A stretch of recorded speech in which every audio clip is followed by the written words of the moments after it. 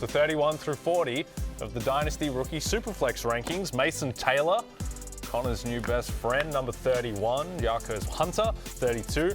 Shedeur Sanders, 33. Not where he was expected to fall initially. Jalen Royals, new weapon for Patrick Mahomes to go with a reformatted offensive line. Then Elijah Arroyo, Pat Bryant, Ollie Gordon II, Jordan James, Isaac Tesla, and Torrey Horton at 40 to the Seahawks. Let's start off, Matthew, with who do you think is going to be the better insurance back between Hunter and Blake Corum?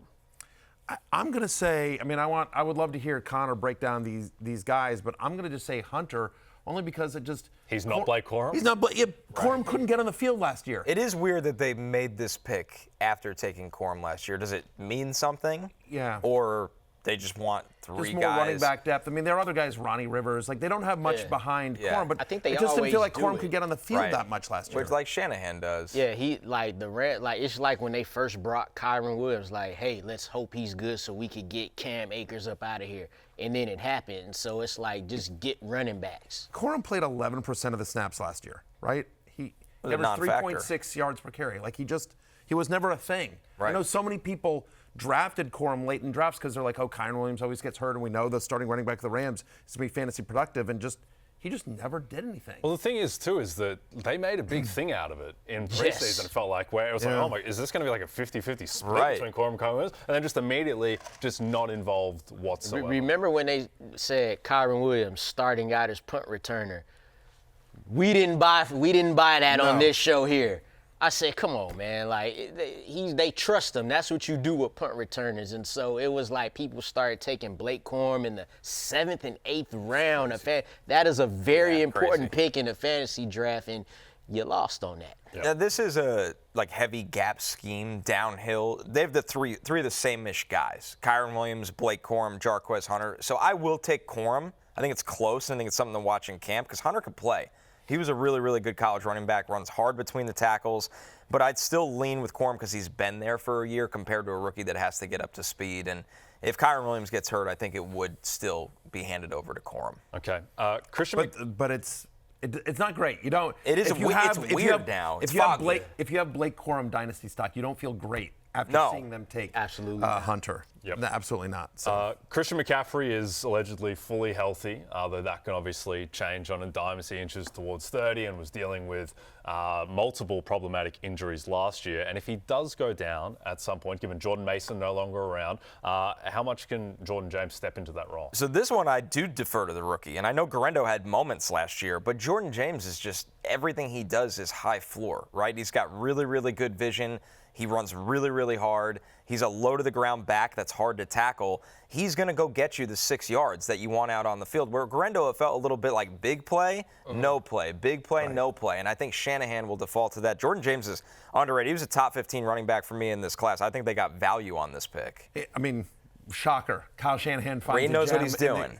In the late rounds here, and I'm with you. It felt like last year when they started Garendo, it was literally because he was all they had. Yes. They had to. But it was like Patrick Taylor going on and stuff paired with Garendo. Yeah, he too one-dimensional, and if something were to happen to McCaffrey, it's probably some sort of committee because there are very few people on the planet that can do all the things that Chris McCaffrey can do. So it'd probably be some sort of mixture of Jordan James and Isaac Garendo. But I'm with Connor here. I'll have James higher than Garendo as going into week as the one, insurance back for CMC. So if you take CMC, because right now it sounds, especially if we factor in Ashton Genty, it sounds like there's possibility that CMC could make it into the second round in some fantasy draft. Yeah. So if you take CMC there, Jordan James is the back that we want to. Okay. I like it. Yeah, I think CMC is ultimately someone that I will end up with in a lot of drafts. It's interesting. I'm just leaning the opposite, and I think it's just fatigue. Okay.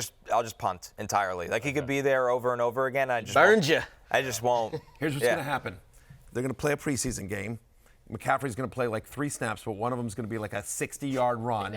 everyone's Top gonna be like, we're five. back. He's back in. Top of the second round. Yep. Like, everyone's down on him now. Best ball drafts, you can get him cheap. I'm telling you, by the time August rolls around, I bet you he's in the first round. I can see it. We're like 15 months removed from Christian McCaffrey finishing third in MVP. That's how good he was 2 years ago. And it's not like he's 33. Right, he's 28. And I don't 28 for a running back. Todd Gurley was done at 26. I'll say this.